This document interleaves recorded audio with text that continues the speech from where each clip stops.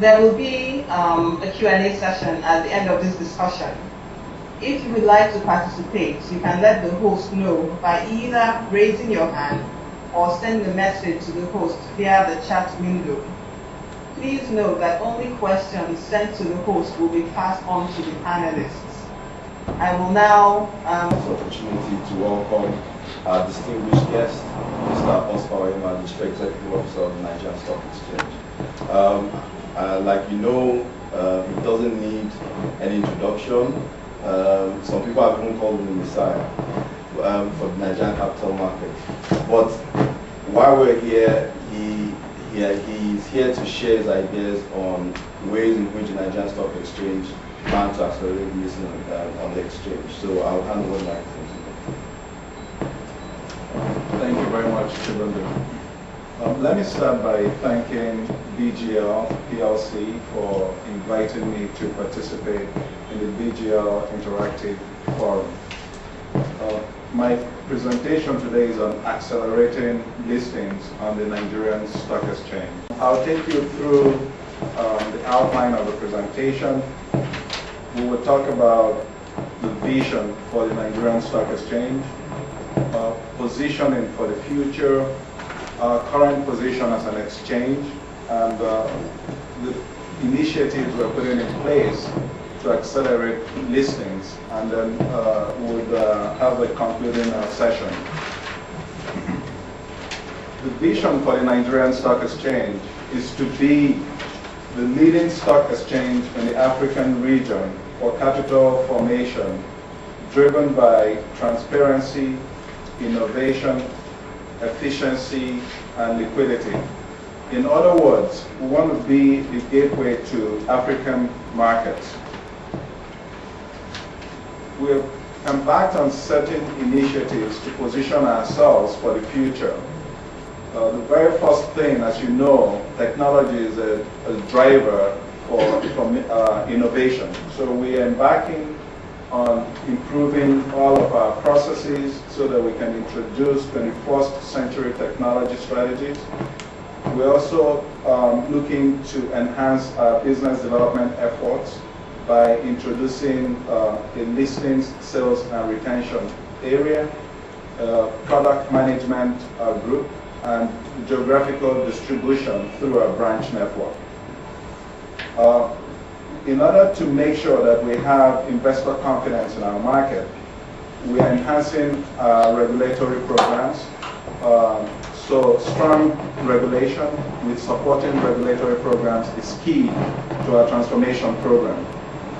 We're also introducing first-rate investor protection strategies by enhancing the existing NSC Investor Protection Fund, and we'll be telling you more about that as we unfold that program.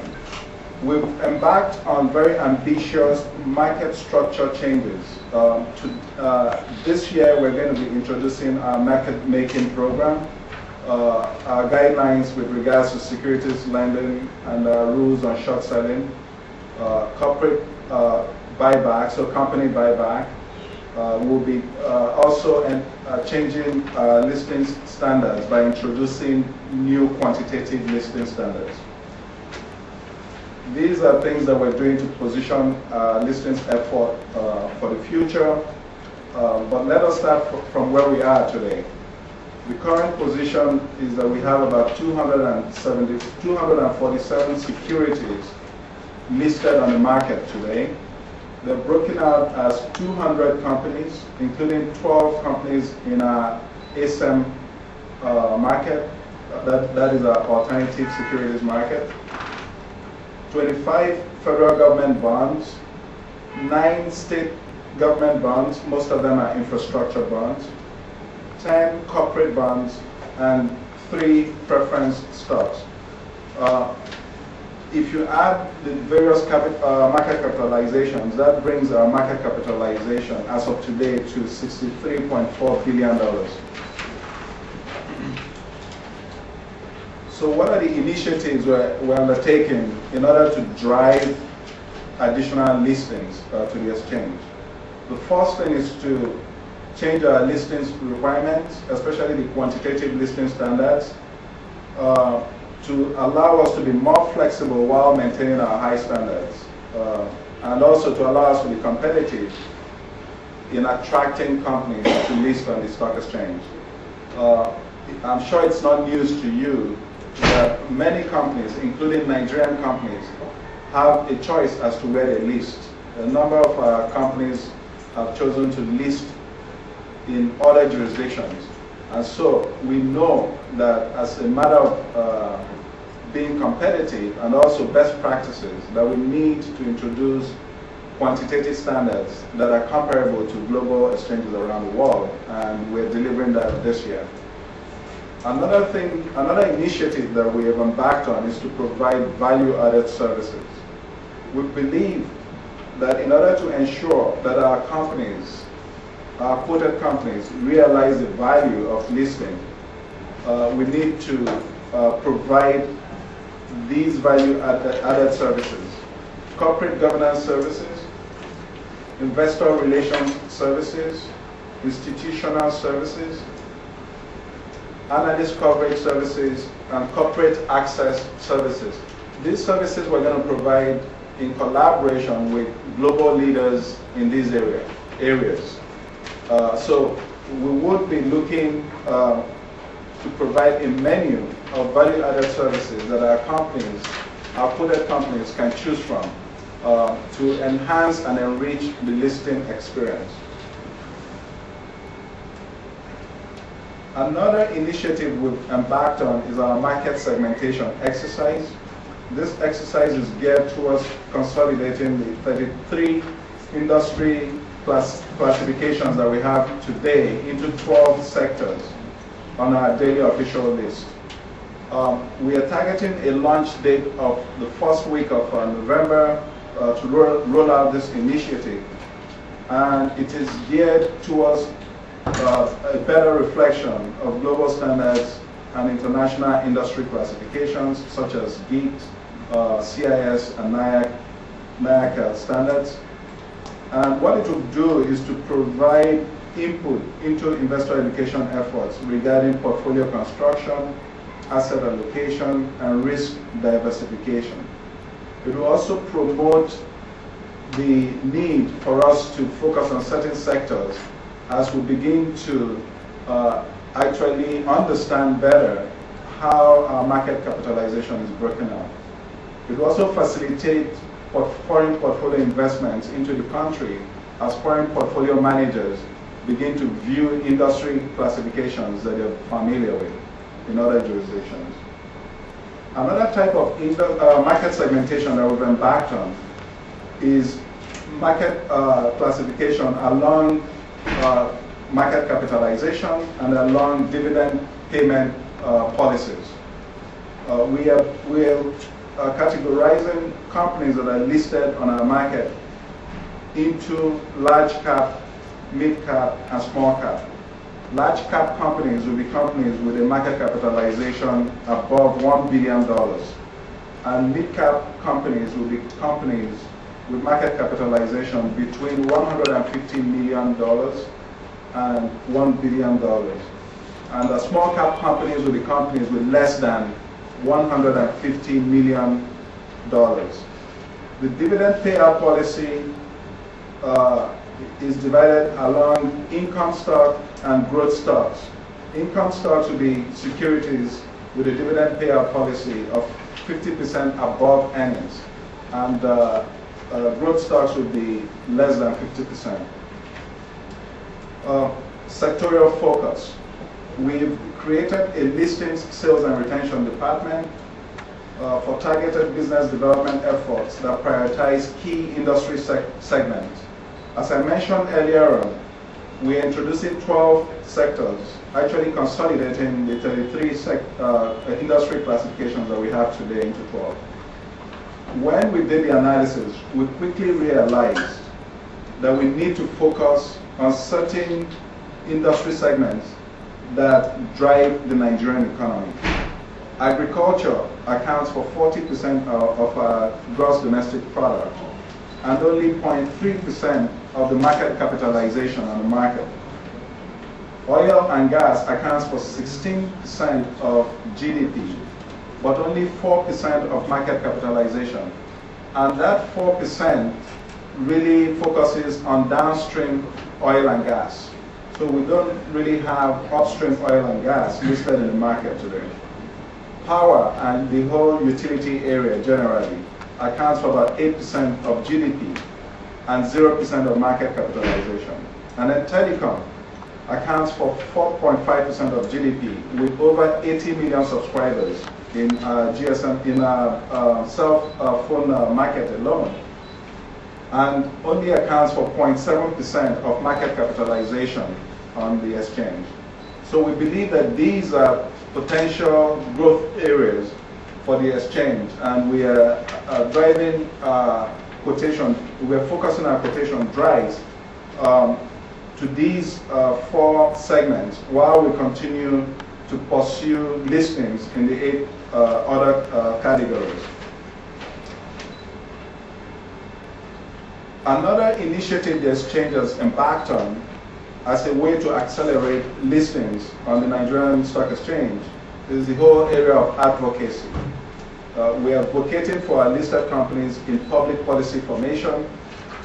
We are collaborating very closely with government agencies such as the Central Bank of Nigeria, the Securities and Exchange Commission, the Federal Ministry of Finance, National Pension Commission, Debt Management Office, etc., in market development efforts. We've also renewed participation in the Financial Services Regulation Coordinating Committee, FSRCC, with myself and the very topmost levels of senior management participating directly in these meetings. As you know, we have about 13 branches in the country, and after strategizing, we've decided to really use these branches as our distribution network, both for quotation drives and for distributing new product initiatives, and finally helping us to reach out to the investing public. So investor education is one of the key areas where our branch networks actually come in handy. Last week I was in Benin City, where I hosted the Edo State Governor to ring the opening bell on our trading floor in Benin City. We saw an uptick in market, in trading volumes and value from the Benin floor, and it was an opportunity to let investors know that they can actually participate in our market even from Benin and every other location where we have trading floors. So the branches help us to bring the market to the grassroots. We have a target of providing 5 products in 5 years. Today we offer the fixed income market, which includes federal government bonds, state government bonds, and local government bonds, and the corporate bonds and debentures. We also have equities market, which provides for listings and trading on the main board, which is our blue chip companies, and alternative securities market, which is our market for small and medium enterprises. We haven't reflected in the PowerPoint presentation, but we also have our Pripex market and our structured products market, all of them, boards, and all of them under the equities market. Our first new product that we're bringing to market in terms of the 5 products in 5 years vision is the Exchange Traded Fund product. We intend to launch our first ETF next month. It's going to be the gold ETF, which is, I guess it's called New Gold, and it's a product that is already in existence in South Africa, in Botswana, and we're hoping that we're going to be the 3rd country to launch New Gold with assets of over $2 billion under management. We intend to launch options both stock, bonds, and index options by 2013. And by 2016, we intend to introduce a futures market. There's already an active currency forward market in Nigeria. So we believe it will be easier for us to start with currencies and then quickly move on to interest rate futures. So in conclusion, we believe that the initiatives we've embarked on should position the exchange for attaining aspirational goal of reaching $1 trillion in market capitalization in 5 years. We believe that in the process, we will be providing a first-rate listing platform that promotes growth by accelerating capital formation while lowering the cost of borrowing, visibility by the inclusion of the quoted companies in both local and foreign indices and portfolios, transparency by providing greater visibility into quoted companies and into the trading on the floor of the exchange for greater public confidence. And as you all know, in order to be quoted on the exchange, you have to go through a rigorous process that makes sure that we are abiding by the various listings disciplines that we have in the market. Continuity, a basis for survival beyond the company's founders. There are so many stories of companies that do very well when the founders are around, but without listing and providing for proper corporate governance, those companies quickly die off once the founder is no more around. Sustainability, by spreading risk of investments across multiple owners and participants, and therefore allowing people to actually invest in long-term projects and companies.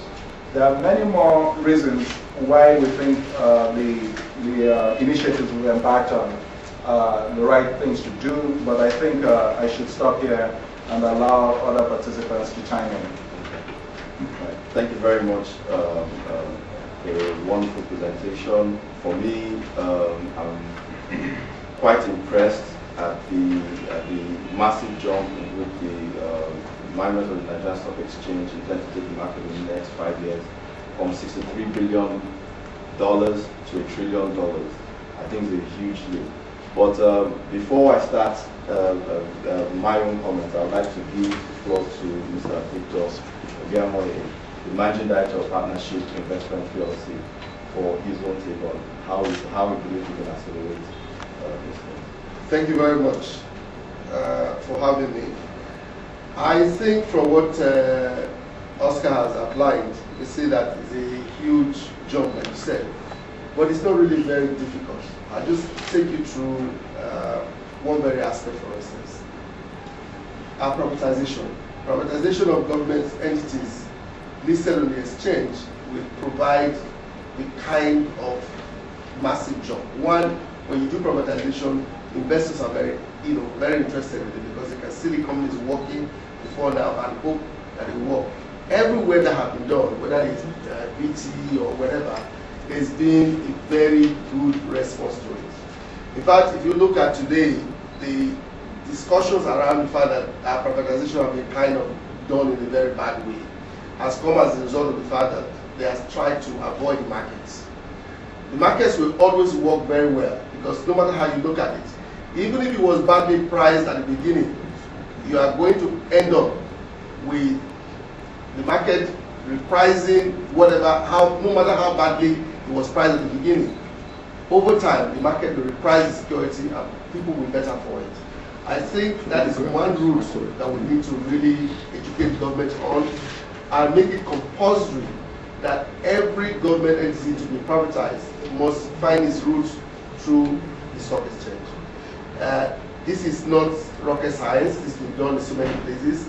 It's a very good way to be able to put inclusiveness into the process of privatizing these companies. We're talking about companies that if you put them there, and a few people get to take them as we've seen in the past, they just die natural deaths.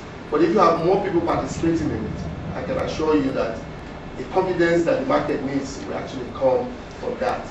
That is one route. I think that there's also some other things he has mentioned. For instance, he's looking at, sometimes one of the things that we've said is not flexible enough. I think he's trying to put that flexibility into it.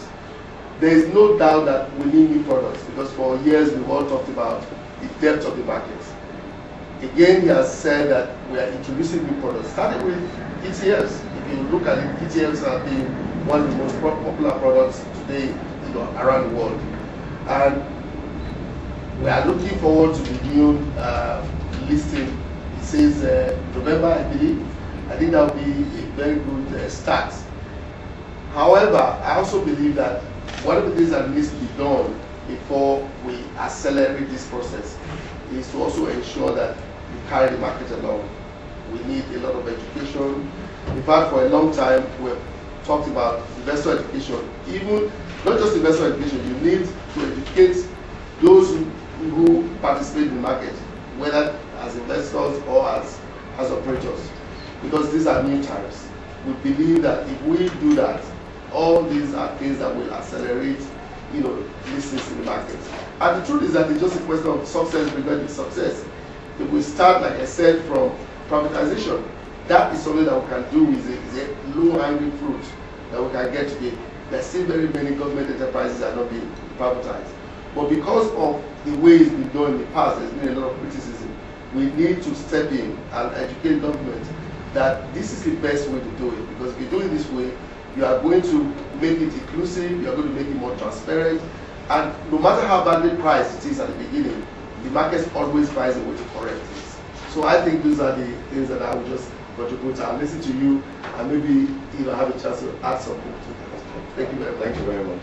Okay, for me, I believe that my biggest concern, generally, in terms of how best to accelerate listing in the market, is really the market absorption capacity.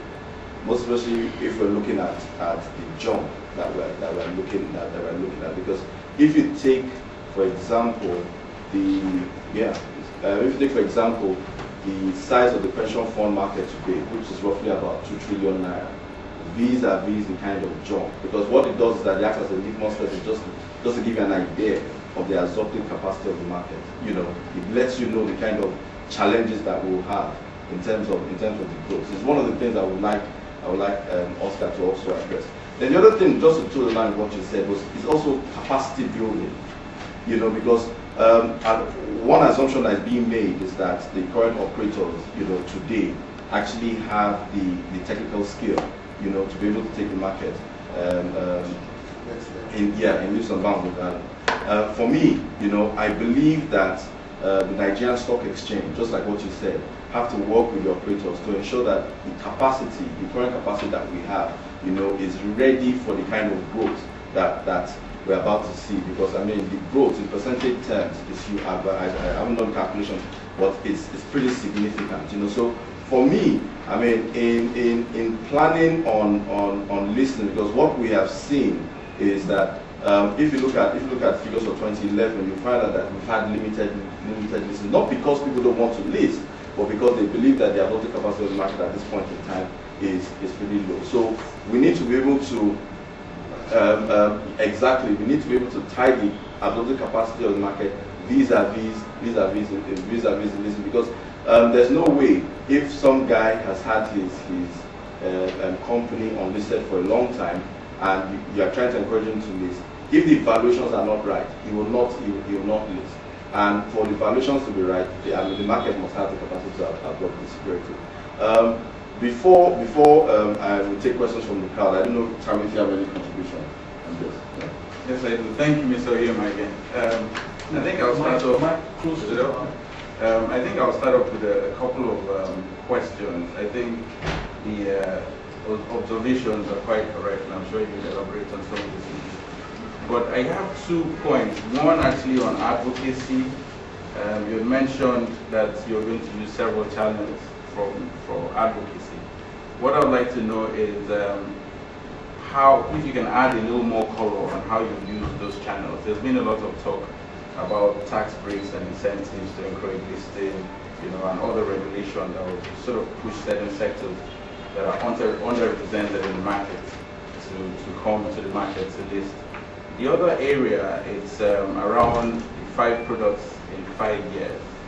Now that's good work with exchange traded funds, and we want to see derivatives in the market. But I think there's some sanity really if you come to think about derivatives. I would imagine futures will come before options because they're easier to price. And then in terms of sanity, usually the build-up usually starts from the OTC markets. I don't know how the stock exchange hopes to work with OTC markets, especially the new one that's been proposed by the NASD, to effect these new products, especially around derivatives.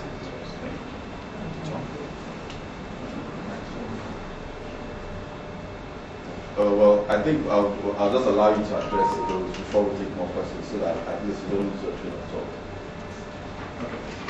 thought. Thank you very much for the thought-provoking questions. The first one is from Chibudu with regards to the absorbing capacity of the Nigerian market. So we're looking at supply and demand when we talk about liquidity and debt in the market. Nigeria is a country of 158 million people, with the majority of them under 30. So we are talking about a growth type of nation with potential for a large proportion of that population working or engaged in some productive activity. The GDP for Nigeria on a purchasing power basis last year, according to the CIA report on Nigeria, was $378 billion. Nigeria is growing at 7% annually. So if you grow that 378 billion out 5 years, it's going to be about 560 billion. So at 1 trillion in 5 years, we're actually 176% of the GDP, which is nothing to write home about if you look at other well-developed markets. So that's the first thing to bear in mind. The second thing to bear in mind is that this GDP that I've talked about, like I showed you in just the 4 sectors, they're not reflected in the market today. So to Victor's point about privatization, if the government changes 1 or 2 things about their privatization program today, whereas a company gets sold to strategic investors, it gets listed right away. That is a much better model because the market imposes certain disciplines, it imposes transparency. By listing rules, a certain percentage needs to be sold to the public. Yes, you said by my listing rules, a certain percentage needs to be sold to the public. Yeah. Today, let's take power for example. There are 16 power companies that have been formed. 11 of them are distribution companies that are going to come to market. So the government is retaining between 20 to 25% of each of those companies with a view to bringing them to market within 3 years. Those numbers will meet our listing qualifications, especially our new quantitative standards. So that shouldn't be a problem. What is a problem is waiting 3 years. They should bring it in right away. The pricing, where else can you get a better pricing than in the open market? The transparency, the corporate governance that the market imposes, because we've had instances where you've had privatization, where the strategies just ran down the company. Sure. Because in most of these transactions, the purchasing price is actually lower than the market price. So with regards to the absorbing capacity, I believe that this country has a lot to absorb. And I should also point out that a company that is a good company is going to get sold at the right valuation. it doesn't matter what market sentiments are today. If MTN, for example, decides to come to market, as large as they are, they'll be sold. They'll be sold in this country, and in fact, you know there's a lot of foreign interest in our capital markets, and a lot of these foreign portfolio managers will also bring a lot on the table with regards to the buy side. So sometimes in order to drive the buy side or the demand side, you need to inject the supply side to it. So the quality of companies that we have on our list, we really want to enhance, and we think that would drive the demand side. The question with regards to advocacy, we are embarking on advocacy for the different constituents that we interact with, not just quoted companies. So for example, on the broker-dealer side, we've been advocating for the AMCON, AMCON forbearance on the margin debt overhang. We've written several letters to AMCON, to CBN, to Federal Ministry of Finance, and we've paid visits, we've made the case. And we believe we can do a similar thing for our quoted companies. If there are common issues that our quoted companies are grappling with, or segments of our quoted companies are grappling with, we believe that we can collate and articulate the position and then advocate on their behalf with policymakers to try to help to influence policy, because we do recognize the pivotal role that the Nigerian Stock Exchange plays in the Nigerian economy. The last part has to do with how the stock exchange can collaborate with the OTC market in bringing on derivative products. We chose options first because of technology, because we also have certain products existing already in the sense that we have bonds and equities that we can quickly create options on, and that we can also create options on the indices that we have. So that is actually, in our mind, an easier way to go than with futures, where you really need a forward market to be vibrant, and then you just standardize the contracts and put them on a central market. So it remains to be seen, but from a purely technology perspective, from a purely product perspective, given what we have in the market today, we made the determination that options was an easier way to go than futures. Okay. I asked a question on building capacity for operators. Capacity for operators. We've developed a new training unit which has its hands full. We have so many programs lined up. Yesterday we were having two training sessions for our broker-dealer community on the new exchange-traded fund product. We had people from AFSA, Gold in South Africa, come down to run this program. We are laying down plans around our first investor clinic that should happen either in November or December. Again, the training unit is driving this effort. There are so many other programs that our training unit is introducing to drive capacity building, not only at the operator level, but at the investor level and at the policy maker level. We believe that it's important that the policymakers understand the capital markets, understand how it works, so that when they create policy, it's actually policy that makes sense. Interesting. Victor had a point. Right? Well, I'll just add to the question you asked about absorbing capacity. I think that's a question that's always been asked. I remember, I'm sure you are aware of that. I remember when some time ago, the BP, when they were trying to start their privatization program, your company BGL and the partnership were asked to look at the possibility of what is the absorbing capacity. That was basically the question. And we came back independently confirming to them that we believe that the market was right and it was ready for it. And we have since proven that when with the consolidation of banks, nobody ever thought that this market will raise the amount of billions that was ready to support the, the banking system in the first consolidation effort.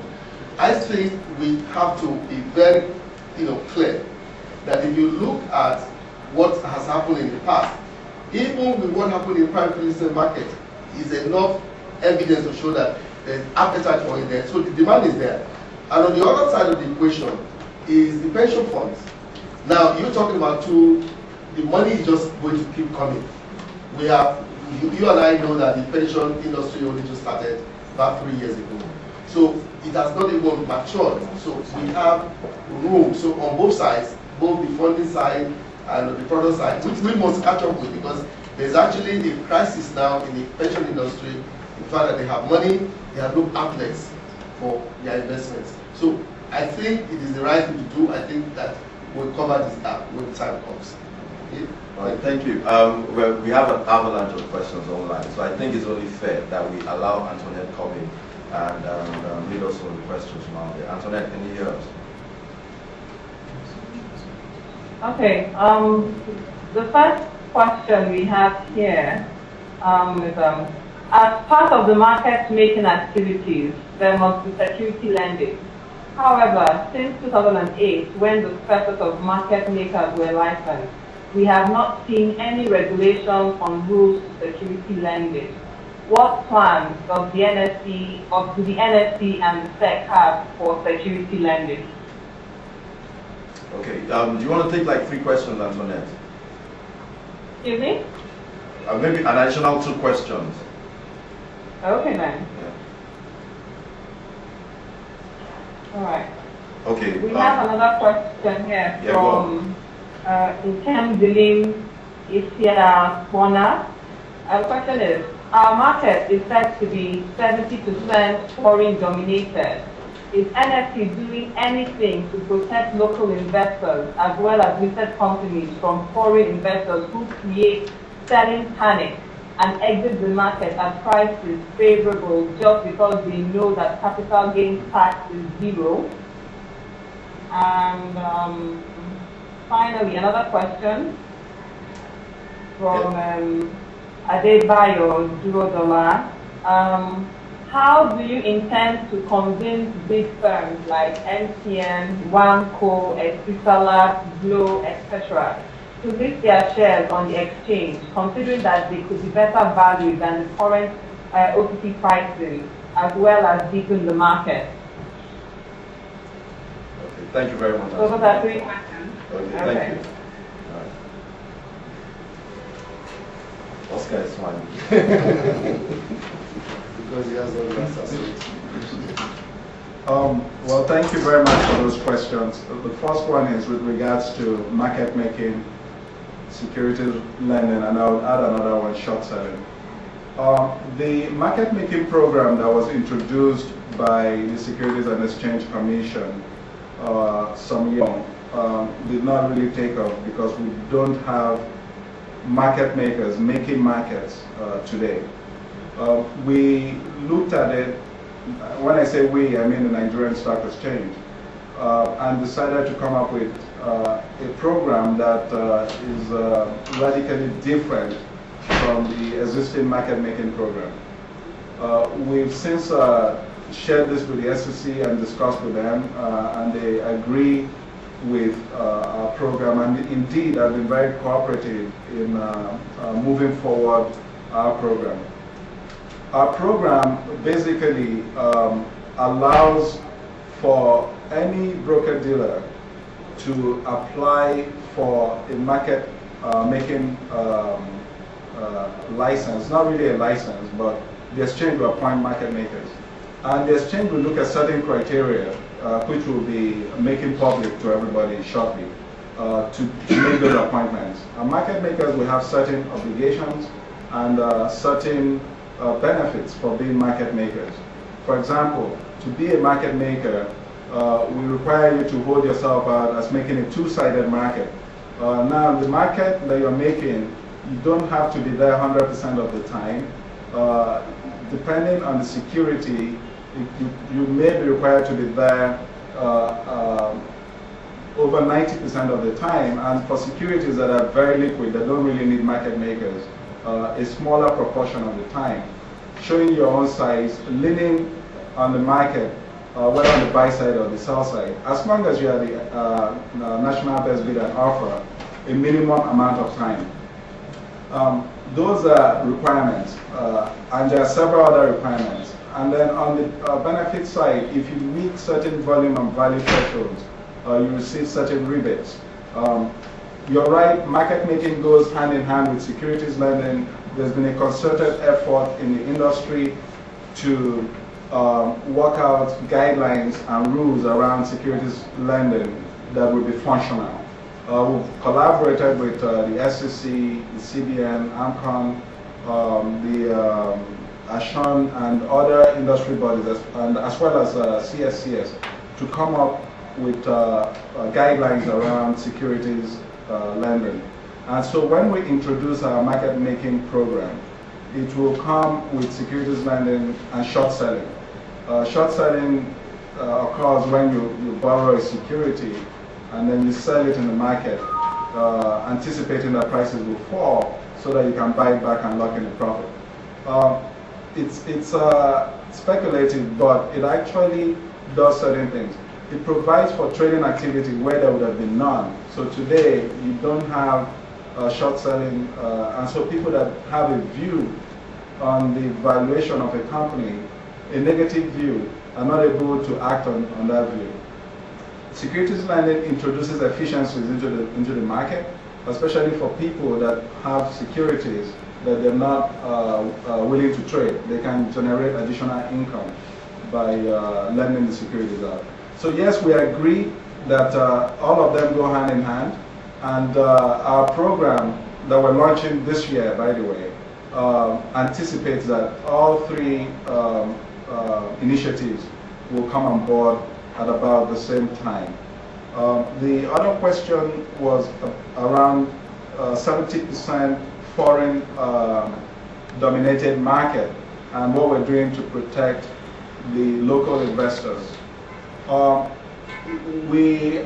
have to say that it is highly unlikely that foreign investors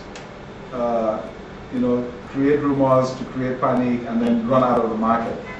What I'm basing that on is that the fact that 70% of the market is driven by foreign investors means that foreign investors are the ones staying to play in this market.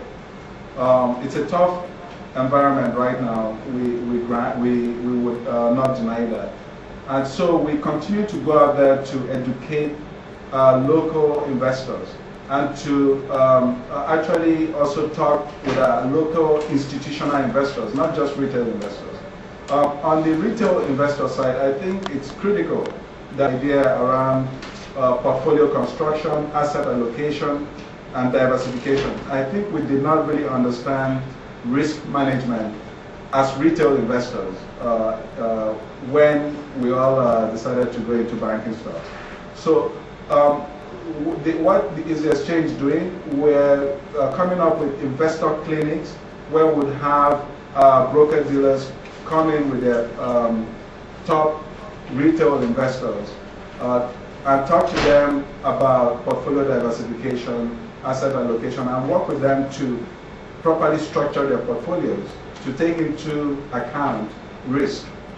The last question has to do with how do we convince MTN and WAPCO and other major firms to list on the exchange? I think the first step towards getting them to list on the exchange is to create a credible exchange that has the right policies and procedures, the right rules, the right regulatory programs, and the right technology. That's the first step. The second step is then to say, okay, we have flexible listing standards that are global, that meet global best practices. We have value-added services to support various things that you're doing. And one of the things I've just talked about is advocacy. So to the extent, you talk about price breaks, tax breaks, and things like that. To the extent that we can advocate for those positions, we will, and we are already doing that. So the idea is to make sure that we remove any impediment for a large corporate or any other corporate for that matter that wants to list. At the end of the day, the listing decision is a strategic decision and a branding decision that has to be driven by the company itself. Thank you. Before you hand over the mic to me, just a quick clarification. Is the market, is it 70% foreign investment in terms of market turnover or in terms of market capitalization? I believe that it is 70% of the 25% that you can have, so it is market turnover. All right. At this point, I hear the questions from the crowd, so we'll just take questions. I want to appreciate the courage of the Nigerian Stock Exchange to move the market forward. And as operator in the market, we are going to cooperate with you to ensure that the market moves forward. However, I think there are some monsters facing the market that need to be pulled down or addressed to make the market move forward. One, we know that 60% of the quoted companies today are not doing well and they are not paying dividends, and as a result investors are discouraged, and so people don't want to come to the market. Two, the nationalization of banks, Spring Bank, Afribank, Bank, PHB, the shareholders, no provision for the shareholders, and these people, as you go out to market them, nobody wants to listen to you. Even the other rescue banks, Union Bank, Oceanic Bank, Intercontinental Bank, the retention ratio does not favor the existing shareholders, and they are also distribution. More than that is the C2 market, less competitive, and so many people, as you go to market, they don't want to listen to you because other alternative investments are considered better than investing in the market, and these are the realities that we are facing. And I want to address this critically, and so that we'll be able to advise our client accordingly. Thank you, sir.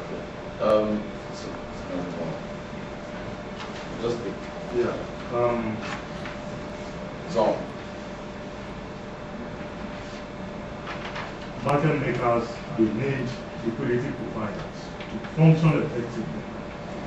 Now, we have been talking about security lending, which is going to affect the way they settle securities when they shall sell.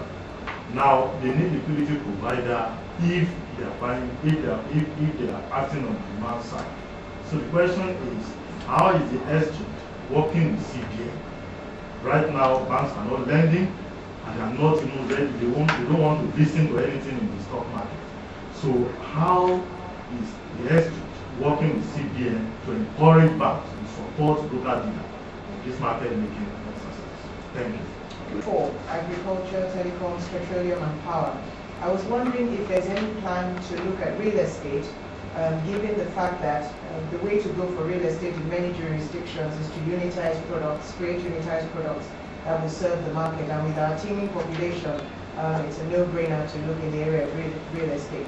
The second question, to be able to draw in additional participation from the publics, there's a need to look at other technologies that will facilitate access to the market, both whether you're looking at using the telecoms platform.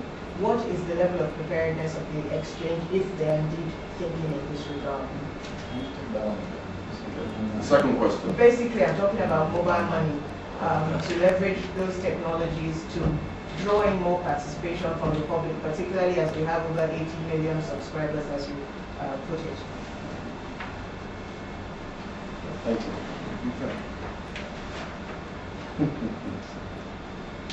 Thank you very much for the questions. The first one has to do with 60% of the quoted companies not doing well and not paying dividends. Let me focus on the dividend part of it. Nigeria has some of the highest dividend yields in the world, and I've been asking myself, why is it so? And I think it is the abnormal demand for dividends, so that even companies that have announced that their dividend policy is that they're paying zero dividend because they want to be a growth company get penalized for that. I think that thinking is flawed. A company that has a dividend policy that they will pay dividends but are not able to meet that policy should be penalized, not a company that decided that they want to reinvest all their earnings. Just because a company chooses not to pay dividends doesn't mean that that company is not doing well. A company that is showing losses is not doing well. And there are quite a number of companies that are showing losses, but the exchange, at least our rules as they are today, does not require us to delist a company just because they have losses on their books. It's possible that you could have 1 or 2 bad years and then turn around, or even longer. But what are we doing? I think your question really is, what are we doing to clean up the companies on our list so that we have viable companies on the list? We're doing a critical review of the companies on the list. We want to make sure, we're not really interested in the number of companies we list. We want to make sure that we have quality companies that are listed. So that a situation today where PFAs, just from the guidelines that PENCOM has, can only look at 60 of our companies, and most of them invest in 30 of them, is not acceptable. We really need, we have 200 plus companies. We need to make sure that a majority of those companies meet the requirements for PFAs to invest in. On the flip side, we also need to go to PENCOM and say some of your requirements are too stringent, right? You can't force companies to pay dividends on a continuous basis in order to meet your requirements. So some companies go out and borrow money to pay dividends. That is not good corporate practice. So it really, it's on both sides. Us making sure we have quality companies, but policymakers making sure that their policies are flexible while maintaining global standards. The next one is the nationalization of banks. There's no question that the nationalization of banks had a negative impact on the market. We lost a lot of market capitalization because of that. But if you're looking, but that was in the short term, in the short run. In the long run, we think that it brought certainty and closure to the banking crisis. And the market does not like uncertainty. So we think that if things continue the way they've been progressing, that we should see a banking sector that is more healthy, and that should reflect in the banking index. We also note that we read in the press that AMCON said that the federal government was going to be compensating some of the shareholders of nationalized banks. I don't know whether this is true, but if it is a welcome development. Market making, the next question has to do with NPR, CBN NPR increases. In a rising interest rate environment, it is really tough when you also have a falling equity market to convince people to stay in equities. And that is why we are rushing to bring good quality products to market that would allow you to diversify away from equities but still remain in the market. So for example, the new gold ETF allows you to go into gold while trading the ETF as if you're trading an equity. So you're still in the market, but you're now holding gold.